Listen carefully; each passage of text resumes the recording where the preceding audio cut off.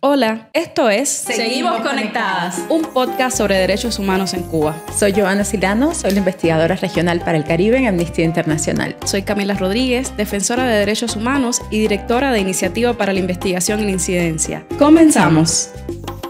Hola, muy buenos días, muy buenas tardes, buenas noches, desde donde nos vean o nos escuchen. Estamos acá en un nuevo episodio de nuestro podcast Seguimos Conectadas. Como ven, hoy estamos en una dinámica distinta, no siempre estamos en el estudio juntas, se siente un poco raro, pero así nos ha alcanzado esta vez. Hola, muy buenos días, tardes, noches, donde quiera que nos vean o nos escuchen. Es un gusto volver a estar acá en Seguimos Conectadas, aunque sea con esta nueva dinámica que siempre es retadora, porque las plataformas virtuales siempre son retadoras, así que una disculpa, estamos estrenando también esta nueva forma de estar conectadas y seguir conectadas, Camila y yo. Sí. Bueno, hoy queremos hablar sobre un fenómeno que se ha hecho muy visible desde todos los años, desde el llamado triunfo de la revolución, que es la represión sistemática que sufren las mujeres activistas, defensoras de derechos humanos, periodistas independientes por la realización de su labor. Es un fenómeno que sobre todo hemos visto en los últimos años con la llegada de Internet a Cuba. Creo que lo hemos conversado en podcasts anteriores, cómo la llegada del Internet ha hecho posible que se visibilicen un poco más todos estos fenómenos de los que hemos estado sufriendo toda la comunidad, la sociedad civil cubana, la ciudadanía, pero que es algo que se ha mantenido siempre. Para ello vamos a estar escuchando los hallazgos principales del informe Nos quieren calladas, pero seguimos resistiendo, que es un informe reciente de Amnistía Internacional, y Joan nos podrá hablar un poquitico más de ello. Gracias, Cami. Sí, nosotros estamos hoy como muy emocionados de finalmente haber lanzado el 26 de noviembre este informe del que hemos estado trabajando los últimos meses y que recoge testimonios y hechos de violencia estatal y prácticas autoritarias que han sufrido las mujeres en Cuba. Particularmente el informe se centra en los últimos 10 años. Y voy a hablar primero, antes de los hallazgos, un poquito de la metodología, porque escogimos justamente los 10 años para recoger algunos de los ciclos de protesta más importantes de los últimos años, incluyendo el movimiento San Isidro, las protestas del 11 de julio de 2021 y el conjunto de protestas quizás más aisladas y menos multitudinarias, pero que han sido sostenidas en los últimos años, así como los eventos de protestas aislados más relacionados con prácticas independientes o activismos diferentes, como activismo ambiental, como activismo justamente de género, que han enfrentado formas particulares de represión. El informe efectivamente documenta cómo las mujeres, particularmente mujeres defensoras de derechos humanos, mujeres activistas, mujeres periodistas, no solo han sido víctimas de prácticas autoritarias arraigadas y que Amnistía Internacional y muchas otras organizaciones de derechos humanos llevan años documentando, sino que sufren un patrón diferenciado de violencia estatal basada en género. Entonces, junto a hallazgos de prácticas autoritarias arraigadas como detenciones arbitrarias, desapariciones forzadas, vigilancia indebida, falta de acceso a un juicio justo, que incluye todos los momentos en que muchas de ellas son criminalizadas desde antes del juicio, incluso posterior a que son sancionadas en algún momento, no tienen acceso a un juicio justo, pero también nos centramos particularmente en este informe en ese patrón diferenciado que ha afectado a las mujeres defensoras de derechos humanos. Además de documentar estas prácticas autoritarias arraigadas que organizaciones como Amnistía Internacional y otras muchas organizaciones de derechos humanos han denunciado en Cuba en las últimas décadas, como detenciones arbitrarias, desapariciones forzadas, vigilancia indebida, falta de acceso a un juicio justo, que recoge elementos desde antes del momento en que son criminalizadas, el momento del juicio, en momentos posteriores, incluso en aquellas que son sancionadas. El informe se centra en un patrón de represión diferenciada basada en género que han sufrido estas activistas. Cuéntanos entonces, Yoa, directamente sobre los hallazgos del informe. Nos comentaste sobre la metodología, el enfoque específico, pero cuéntanos sobre los hallazgos, quizás si vieron patrones que nos puedas compartir. Sí, efectivamente, Cami, el informe está basado en testimonios de 52 personas, 52 mujeres, activistas, periodistas, defensoras de derechos humanos, pero también entrevistamos a personas que forman parte de organizaciones que se dedican a documentar violaciones de derechos humanos que sufren las mujeres, y también a un par de expertos y expertas y académicos relacionados con el tema. También revisamos información oficial disponible, con los límites que tiene la información oficial disponible en Cuba. Revisamos documentos como discursos públicos de actores de gobierno, discursos públicos de algunas instituciones, y también revisamos informes a organismos internacionales, informes de organizaciones de derechos humanos, informes sombra a organismos internacionales, declaraciones de distintas relatorías y procedimientos especiales de Naciones Unidas. Por ejemplo, también revisamos documentación provista por algunas de las víctimas, como expedientes de tribunales, conclusiones provisionales, comunicaciones personales grabadas de estas personas con, por ejemplo, agentes estatales, revisiones médicas, certificados médicos. Sobre eso me voy a concentrar. El informe recoge, como dije, una serie de patrones comunes de prácticas autoritarias muy arraigadas en Cuba, pero me voy a concentrar en el podcast justamente en el patrón diferenciado basado en género que hemos documentado en este informe. Y lo primero que documentamos fue un uso instrumental de la maternidad. Las mujeres que son madres, tanto las periodistas que son madres, las activistas que son madres, y las mujeres, especialmente las mujeres de madres de personas presas por razones políticas, sufren un patrón diferenciado basado en su condición de madre, que incluye citaciones particulares para organismos del Ministerio del Interior encargados del cuidado y la protección de los menores, amenazas con guarda de cuidado y custodia de los hijos, amenazas directas sobre los años de cárceles que pueden recibir sus hijos, patrones represivos en las cárceles sobre los hijos, no solamente para reprimir a la persona presa por razones políticas, sino para causar dolor y daño a esa madre presa, a esa madre de una persona presa, limitaciones a los accesos de llamada y visitas, limitaciones arbitrarias a las visitas familiares, por ejemplo, para tratar igual de romper y de dañar la voluntad de estas madres, detenciones arbitrarias en el momento, los días previos o el día de la visita, limitaciones para que ellas puedan proveer a sus hijos e hijas en la cárcel alimentos y medicamentos, ¿no? Todo lo cual genera un dolor y un impacto diferenciado sobre ellas por su condición de madre. También documentamos cómo a algunas activistas y defensoras de derechos humanos que no son madres han recibido sus madres una presión en términos de amenaza, en términos de reforzar patrones de estereotipo sobre lo que deberían estar haciendo sus hijos y cómo ellas son malas madres y deberían influir mejor a sus hijos, amenazas contra hermanos y otros familiares, pero siempre relacionado con un patrón de la maternidad, con un estereotipo de lo que debería ser la madre y cómo ellas están rompiendo el patrón de buenas madres por exigir libertad, por manifestarse, por dedicarse al periodismo independiente, y eso pone en condición de vulnerabilidad a sus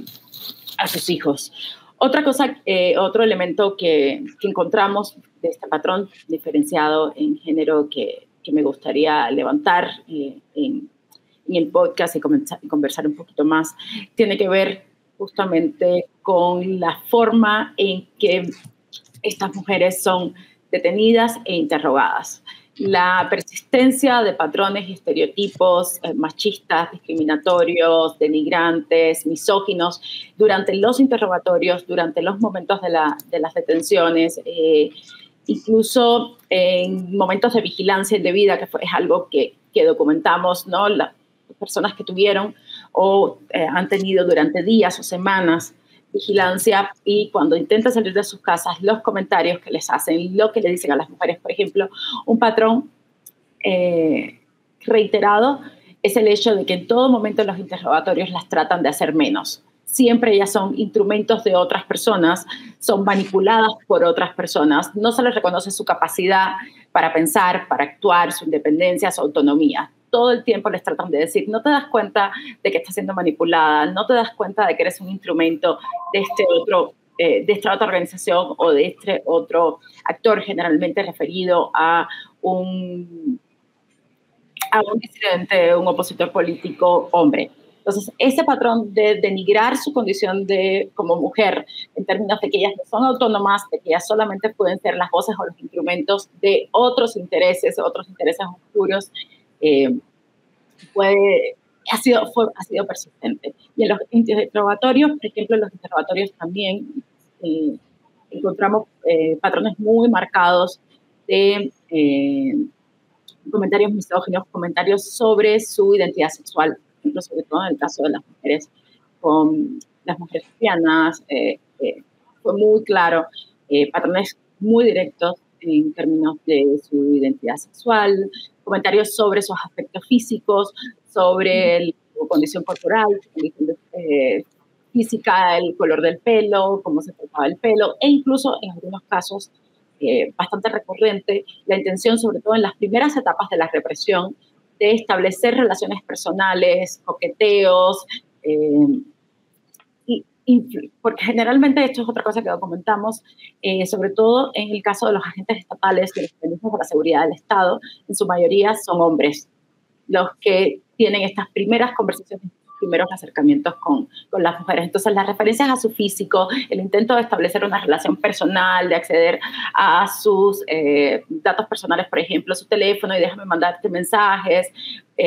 hasta comentarios evidentemente abiertamente misóginos o abiertamente sexuales, ¿no? Como tan bonita, con ese cuerpo, qué lástima que te tenga que traer aquí a esta estación de policía tan fea cuando pudiéramos estar conversando en un parque.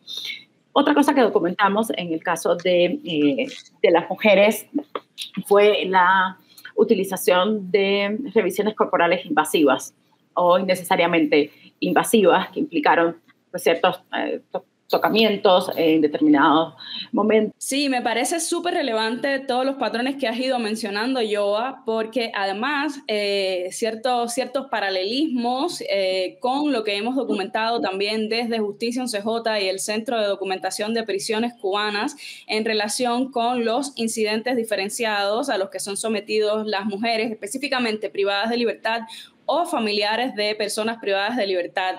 Justo en 2024 publicamos desde Justicia UCJ un informe sobre violaciones a los derechos de las personas familiares de personas privadas de libertad por razones políticas y vimos que son justamente las mujeres las que sufren en mayor medida estos incidentes violatorios. Yo creo que esto también puede estar en relación con el hecho de que son las mujeres en la sociedad cubana, y de manera internacional también se ve, las que ocupan el rol de cuidadoras y entonces en ese sentido también son más víctimas de incidentes contra sus derechos. En este informe vimos que 5 veces más las mujeres sufren en relación con la defensa de los derechos de sus familias. Y algo que nos llamaba muchísimo la atención y se complementa un poco con lo que mencionabas, es que se puede ver cómo se van entrelazando distintos tipos, digamos, como de violencias, de patrones, como de ramas interseccionales y muchas veces también este tipo de acosos contra las mujeres rozan o se superponen a violencias que tienen que ver con racismos, con edadismos y otras cuestiones. A nosotros en ese informe nos llamó mucho la atención la sexualización del trato al que eran sometidas estas mujeres, tanto las privadas de libertad como las familiares, y también la cantidad de veces que sufrían distintos tipos de humillaciones y degradaciones durante visitas familiares, que las mandaban a desnudarse como un requisito indispensable para poder entrar a los penales y sufrían entonces requisas, las ponían en posiciones de cuclillas para hacer tocamientos y miramientos en zonas íntimas, lo cual por supuesto tiene únicamente que ver con cuestiones de violencia por razón de género. En relación con las mujeres privadas de libertad, por ejemplo, siempre mencionamos el caso de Yuneisi Rodríguez, quien fue duramente golpeada y llevada a celda de castigo en medio de su periodo menstrual, o sea que ella estaba ya sufriendo por una condición física del ser mujer y encima le estaban redoblando como su dolor y la estaban aislando del resto de su comunidad de apoyo. Y bueno, por supuesto, quisiera también aprovechar este momento para resaltar que un informe así como este del que nos hablas tienen que haber brincado ustedes diversos obstáculos para la documentación, el hecho de poder reunir más de 50 voces en este informe y de haber revisado documentación de muchas veces difícil acceso, pues por supuesto que me solidarizo con toda esa labor de búsqueda de información que también nosotros lo sufrimos para realizar nuestros informes propios. Y bueno, aprovecho para mencionar acá que eventualmente también escucharemos más adelante las propias voces de las mujeres activistas que Amnistía Internacional ha podido entrevistar en la realización de este informe. Entonces, yo creo que es importante también que nos cuentes sobre las voces que pudieron entrevistar, los nombres en específico, sus roles dentro de la sociedad civil cubana o la ciudadanía y que nos menciones algunos casos que valga la pena, digamos, como destacar por el momento. Sí, gracias, Cami. Sí, efectivamente, hemos hablado en otros episodios de este podcast la importancia que han tenido en los últimos años el acceso a Internet, la labor de defensoras y defensores, la labor del periodismo independiente e incluso la valentía de las familias y de las activistas, las defensoras y las periodistas para documentar. No es una novedad y lo hemos reconocido y este es el primer agradecimiento que tenemos en este informe, ¿no? Agradecerle a todas las voces, a todas las personas, a todas que hablaron con nosotros, que nos enviaron documentos, que nos enviaron fotografías, que dieron sus testimonios. El informe, como decía, recoge 52 entrevistas, pero realmente hemos escogido 6 casos emblemáticos porque reflejan patrones muy particulares de todas estas violencias que sufren las mujeres que deciden defender derechos humanos, hacer periodismo o que son puestas en la circunstancia de tener una hija, un hijo, un familiar encarcelado y se ven de pronto en un rol de defensoras de derechos humanos, en un rol de activistas. Entonces, dimos esta voz o este protagonismo dentro del informe a María Matienzo, Luz Escobar, Carolina Barrero, Yenisei Taboada, Alina Bárbara López, para que representen de alguna manera las voces, no solamente de las 52 personas que entrevistamos, sino las voces de muchas otras que por tiempo, disponibilidad, por desconocimiento, por lo difícil de la documentación, quizás no pudieron dar su testimonio. Entonces, sus voces las vamos a estar escuchando intercaladas en algunos momentos de este episodio. 6 casos emblemáticos porque representan patrones muy claros de estas violencias sufridas por las mujeres que deciden hacer activismo, que deciden hacer periodismo independiente, que son puestas por la vida en una circunstancia, como pasa muchas veces con las familiares de las personas presas o con familiares de activistas, de defensoras o de opositores políticos que se ven obligadas por la vida a defender los derechos de sus seres queridos. Entonces, estas mujeres valientes a las que les agradecemos mucho su testimonio y haberlo hecho además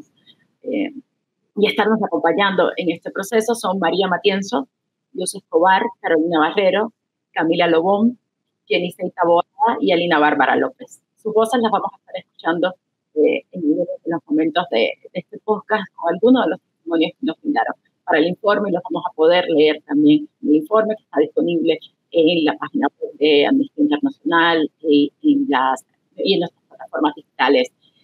para que lo descarguen y lo lean. Pero son casos representativos y es muy importante que digamos esto, son casos representativos de las violencias sufridas por decenas de mujeres y sobre todo queríamos destacar aquellas que por razones de tiempo, por razones de seguridad, por razones de la imposibilidad de la documentación o las barreras a la documentación, quizás no pudimos llegar o no pudimos incluir directamente. Y yo creo que un factor fundamental en esta selección de casos emblemáticos quizás pudo haber sido el hecho de que muchas de ellas se encuentran en el exilio después de haber sufrido en el terreno en Cuba todas estas circunstancias de represión, de acoso, de hostigamiento de las que has hablado, que menciona el informe. Y bueno, el exilio no ha quedado como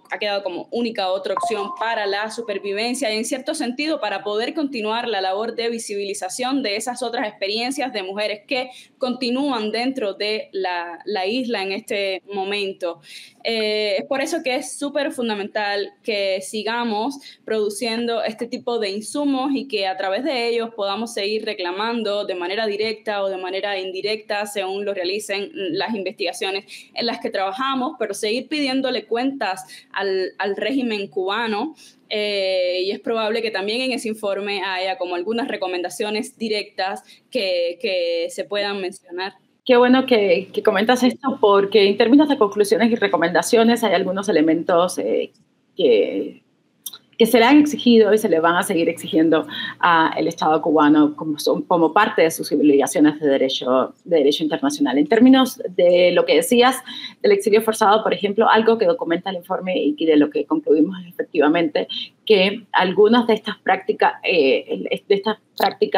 autoritarias arraigadas que sufren las mujeres terminan en un exilio forzado. Y el exilio forzado se ha convertido en los últimos años justamente también en una práctica autoritaria arraigada de expulsión de las voces críticas, de expulsión de aquellos que disienten y de aquellos que defienden derechos humanos dentro de Cuba. Falta de también un patrón sistemático de limitaciones al ejercicio de la libertad de derechos, de expresión, asociación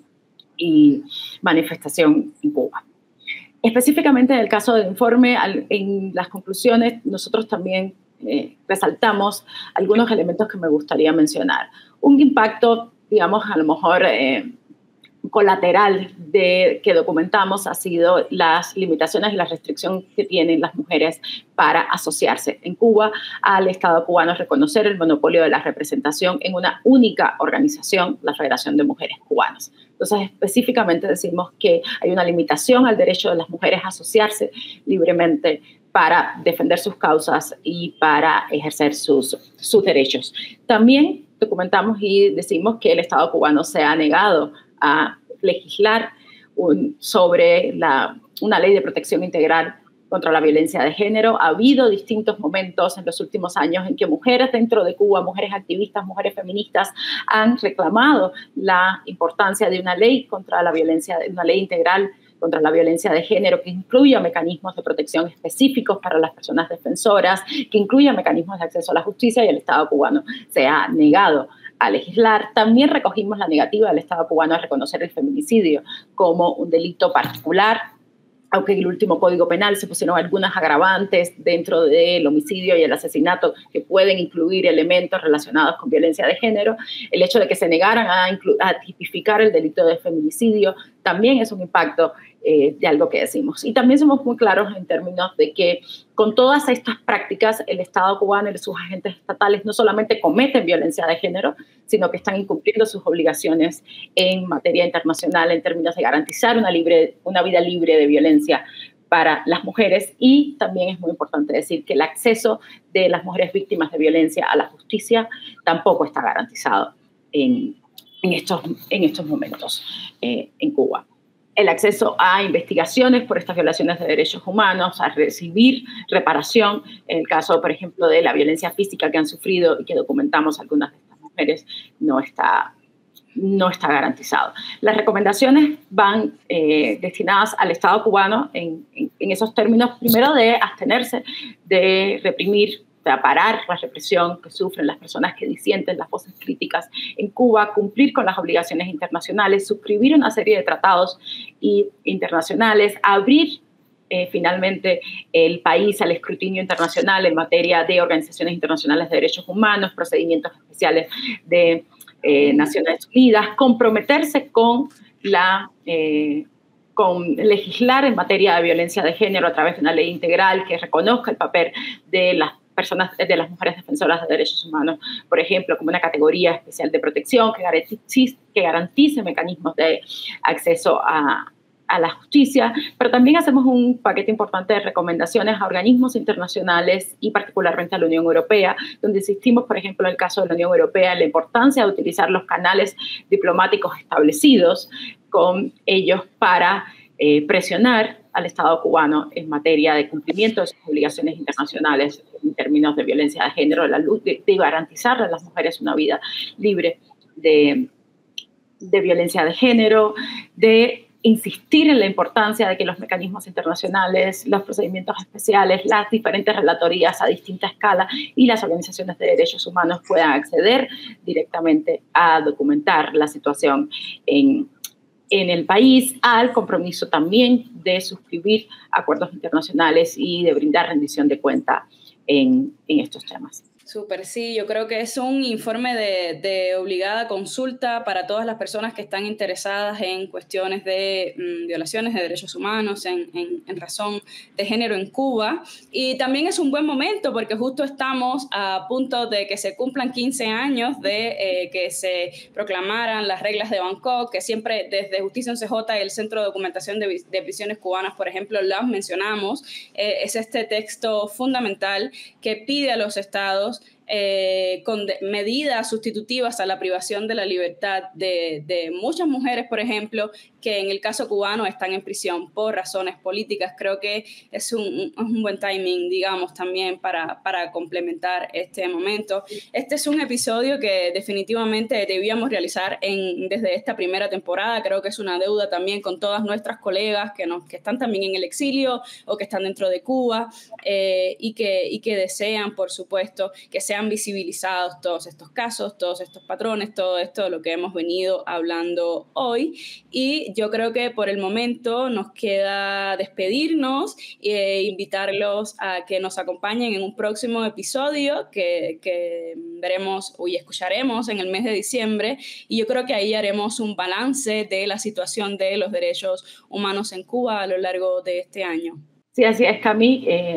Un agradecimiento sumamente y un reconocimiento sumamente importante que tiene este informe justamente a las colegas que llevan años o décadas trabajando este tema y no han soltado, no lo han soltado. Durante décadas han insistido que en Cuba se cometen patrones diferenciados de represión en base a género que sufren las mujeres activistas, defensoras de derechos humanos, periodistas. Entonces, para ellas un reconocimiento. No hubiera sido posible este informe sin el trabajo de décadas de esas organizaciones y de esas activistas y de esas mujeres que dentro y fuera de Cuba llevan años trabajando en esto. Y algo muy importante en términos del informe y del trabajo de campañas que siempre realiza Amnistía Internacional es el llamado siempre a la solidaridad y a lo importante que es que las mujeres de todas partes de América Latina, de todas partes del mundo, comprendan un poquitito o conozcan un poquitito más de lo que pasa realmente en Cuba en relación con las mujeres que deciden hacer activismo, que deciden defender derechos humanos y sobre todo sean conscientes que sus voces pueden ayudar, que sus voces pueden dar solidaridad, pueden acompañar la lucha de estas mujeres y sobre todo, por ejemplo, para aquellas que están en el exilio, sentirse recibidas y sentirse acompañada por comunidades feministas, por comunidades de defensoras en los países de acogimiento puede ser un cambio trascendental para su vida personal, para sus emociones, porque también es algo que documentamos en el informe, el impacto emocional de muchas de estas violencias, pero también para seguir trabajando y seguir defendiendo